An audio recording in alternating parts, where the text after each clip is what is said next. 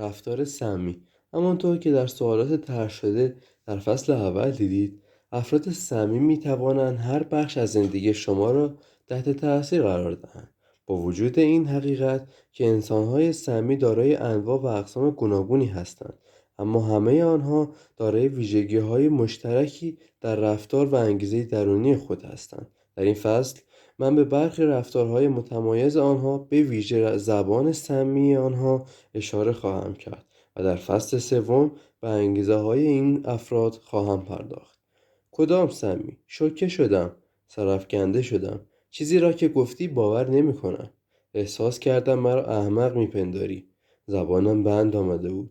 چه حرف مزخرفی، چه بی‌عاطفه. حرفی را که گفت باور نمی‌کنم. اینها برخی از واکنش‌هایی هستند که من در جلسه مشاوره به افراد هر روز میشنوم که از یک فرد سمی این حرفها را شنیدند. در تمامی موارد بیماران من احساس سرخوردگی کردند و عصبانی شدند.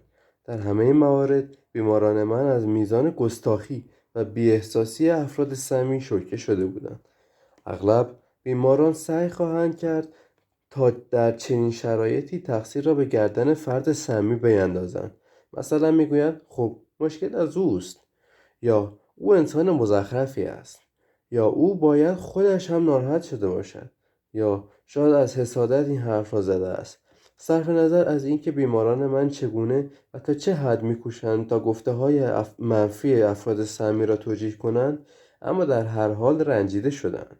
حتی مدت‌ها پس از شنیدن چنین اظهاراتی باز هم آنها را فراموش نمی‌کنند.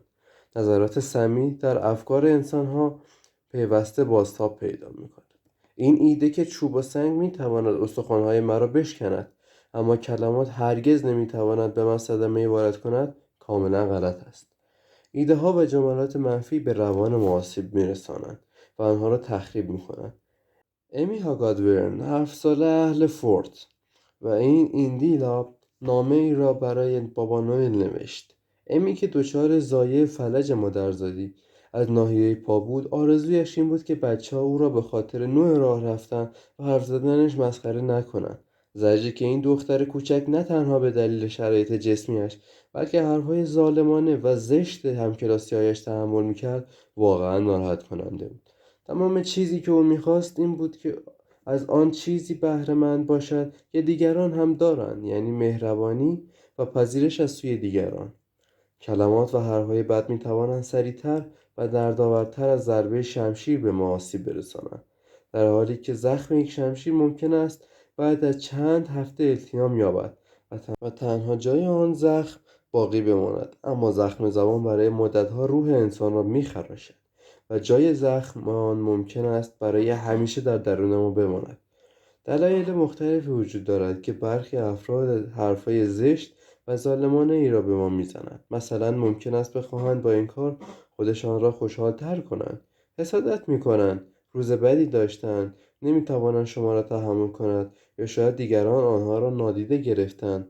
در هر زمانی که شما قربانی حرفهای زننده آنها باشید، شاید زیاد به دلیل کار آنها فکر نکنید و در عوض ممکن است دوست داشته باشید تا با مشت به صورت آنها بزنید. یکی از دوستان صمیمی من 42 ساله بود و هنوز مرد رویاهایش را ملاقات نکرده بود. او انسان بسیار دوست داشتنی بود که به لحاظ مالی خیلی موفق بود و دوست داشت صاحب خانواده و فرزند باشد. این دوست من نمیتوانست فرد مناسب زندگیش را پیدا کند و به همین دلیل بود که تصمیم گرفت تا از طریق روش لقاح مصنوعی صاحب فرزند شود. بعد از 9 ماه او صاحب فرزندی شد که حالا یک دختر کوچولوی زیبا و جذاب است. برای مهم نبود به سوالاتی پاسخ دهد که دوستان و آشنایانش از او در مورد شرایط زندگی یا مشکلات احتمالی داشتن یک فرزند بدون پدر از او میپرسیدند. چیزی که برای او مهم بود غریبه هایی بودند که هیچ اطلاعی در مورد زندگی او نداشتند و سوالاتی در مورد زندگی شخصیش از او میپرسیدند که او را میرنجاند. او روزی با کسی آشنا شد که بدون هیچ چشم داشتی حاضر بود تا او را بپذیرد و با او زندگی کند. بدون اینکه در مورد گذشتهش از او سوال بپرسد. اما خانمی که دوست من بود هرگز با او ملاقات نداشت و او را نمیشناخت. با لحنی بی‌ادبانه به اون گفت: خب اگر من جای او بودم هرگز این کار را نمی‌کردم. واقعا تنفر برانگیز است. اگر اسپرمی که تو در لقاح مصنوعی دریافت کردی دارای بیماری ایدز بود چه می‌کردی؟ به علاوه به فرزندت چه خواهی گفت؟ اگر از تو بپرسد که پدرش چه کسی است؟ او لبخند موذیانه‌ای زد و با زبانی کنایه‌دار گفت: آیا به فرزندت خواهی گفت که پدرت یک لوله آزمایش است؟ دوستم و همه کسانی که آنجا بودند از این حرف شوکه شده بودند. اول دوستم تصمیم گرفت تا با مشت به صورت آن زن بزند. اما پس از تصمیم اینجا چطور بود؟ اگه خوشتون من لایک کنید. من از این سبک ویدیوهای خیلی میذارم. اگه خواستین سابسکرایب کنید و از من حمایت کنید. بریم سراغ ادامه. اما سپس تصمیم گرفت تا بگوید: خب نگاه کن خانم محترم، تو میخواهی چگونه به فرزندت بگویی که درونت هم مثل قیافت زشت و زننده است. اما در هر حال برای حفظ آبرو و جلوگیری از ناراحت شدن دیگر حضار او با خونسردی گفت: وقتی که دخترم به سنی رسید که همه چیز را بفهمد واقعیت را به او خواهم گفت. سپس در حالی که حتی نمیخواست یک لحظه دیگر را در کنار آن زن سپری کند آنجا را ترک کرد. برخی انسان‌ها عمدتاً دیدگاه‌های سمی در مورد کار دیگران دارند. نه به این دلیل که نیتشون رو می‌دارند، بلکه به این دلیل که از کار خود غافل هستند یا فکر می‌کنند حرفشان بامزه است. در حقیقت این حرف آنها نشان می‌دهد که تا چه حد بی‌احساس و بی‌فکر هستند. اگرچه من قویاً معتقدم که بیشتر انسان‌ها از روی عمد نمی‌خواهند تا به دیگران صدمه بزنند و باعث ناراحتی دیگران شود، اما وقتی که ناخواسته حرف زشتی میزنند باید به آنها تذکر داد.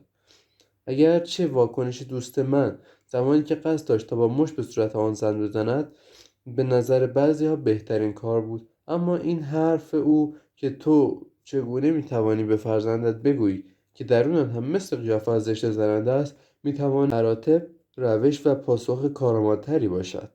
مقابله با حرف‌های منفی و زننده افراد سمی مهارتی است که من در ادامه طی 10 روش به شما آموزش خواهم داد. توجیه رفتارهای سمی. زن بی‌ادب بدون تردید نمی‌توانست تصمیم دوستم برای داشتن فرزند از طریق لقاح مصنوعی را درک کند. شرایط موجب بروز یک واکنش شدید از سوی او شد. اگرچه بیشتر مردم دشمن ما نیستند، بلکه حرفهای آنها از روی ناگاهی و بی‌احساسی است که نشان می‌دهد چرا در هر کاری دخالت می‌کنند. مردم زمانی حرفهای احمقانه می‌زنند که نیتشان چیز دیگری است. اغلب مردم از روی کنجکاوی و نه دشمنی نظر می‌دهند. آنها می‌خواهند به اطلاعات دست یابند اما راه درست آن را نمی‌دانند. این افراد را نمی‌توان بد، پست یا شیطان صفت نامید. آنها فقط از احساسات دیگران ناآگاه هستند. آنها حتی فکرشان هم نمی‌کنند که حرفهای آنها تا چه حد بی‌ادبانه یا بی‌احساس است و به دیگران صدمه می‌زند. وقتی این افراد موجب زشتی کارشان میشوند که دیگر کار از کار گذشته است. مسلماً این شرایط برای همه ما دست کم یک بار رخ داده است. همه ما مسلماً مثل تجربه امی را در زندگی ما داشتیم و حرفای زننده ای را شنیدیم. امی اخیراً دچار اضافه وزن شده بود، زیرا آنقدر سرش شلوغ شده بود که نتوانسته بود تمرینات منظم هفتگیش را دنبال کند تا دچار اضافه وزن نشود. روزی او با دنیل مواجه شد که برای مدت‌ها او را ندیده بود. دنیل به جای آنکه به صورت امی نگاه کند و به او سلام کند به شکم امی نگاه کرد و گفت: بچه‌ت کی به دنیا میاد؟ امی از این حرف شوکه شده بود، مگر او چقدر اضافه وزن داشت که دنیل فکر میکرد بچه‌ای در شکم او وجود دارد. اگرچه امی از درون آتش گرفته بود که روح او را سپس دست دنیل را از روی شکمش برداشت و گفت: بچه زمانی به دنیا میاد که ازدواج کنم و باردار شوم.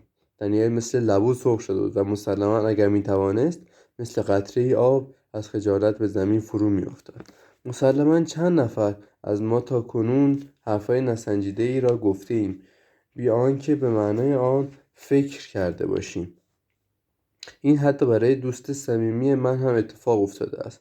رکسان دوست صمیمی من بود که بالاخره توانسته بود مشکلاتش را با راب حل کند. یک دوست دو طرفه توانست دوباره این دو نفر را به هم برساند. همه چیز خوب پیش میرفت تا زمانی که راب گفت رکسان میدونی تو خیلی شبیه خواهر من هستی. رکسان از این حرف تعجب کرد، اما لبخندی زد و سرش را از تعجب تکان داد. راب عکسی را از جیبش درآورد تا به رکسان نشان دهد. رکسان پس از دیدن این عکس گفت واقعا من شبیه این عکس هستم؟ این که خیلی زشته. لبخند راب با گفتن این حرف خشکید و بلافاصله عکس را در جیبش گذاشت. راب وقتی که او را با ماشین به خانه رساند دیگر حتی یک کلمه هم با رکسان حرف نزد. رکسان سعی کرد تا در راه برگشت خانه از راب عذرخواهی کند، اما راب ساکت بود. او اصلا حرفهای رکسان را نمیشنید و این پایان رابطه عاشقانه آنها بود.